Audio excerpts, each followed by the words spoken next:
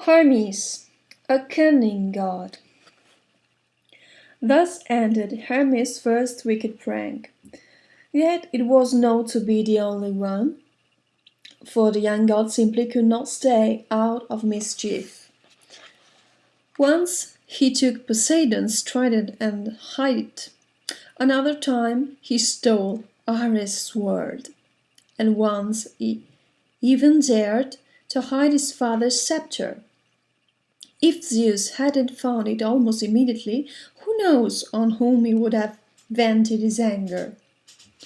Once, however, when he was still a boy, Hermes learned a painful lesson. He went to steal his father's thunderbolts, but as soon as he laid hands on them they burst into flame. There were great rolls of thunder and flashes of lightning. Young Hermes burned his fingers and cried out in panic at the noise. But the crash of the thunderclaps was nothing to his father's angry roars. Hermes realized that he had done wrong and was thoroughly ashamed of having made such a fool of himself. However, Hermes could also put his cunning to good use.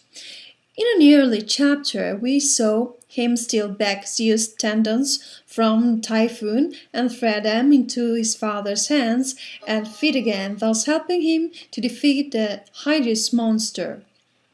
The truth is that nobody could surpass Hermes in cunning, intelligence, and swiftness. He had wings on his ankles and could fly to the farthest corners of the earth in a matter of seconds.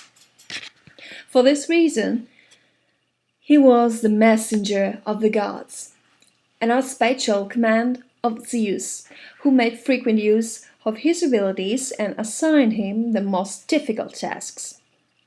But whatever the Lord of Olympus had set him to do, the quick-witted Hermes never had any difficulty in accomplishing the mission he had undertaken. Being a wily god, Hermes had a special affection for wily men, and for this reason he was patron of merchants and lawyers, who are well known for their skillful ways. With his herald staff, he bestowed wealth and happiness on those under his protection. It was even said that he shielded thieves, but many of them came to an evil end, and then they blamed Hermes for leaving them to their fate. Hermes also protected laborers, farm workers, and especially shepherds, since, as we have seen, he acquired a heart of his own when he was still only a baby. Even the hat he wore was a herdsman cap on which he had fastened wings.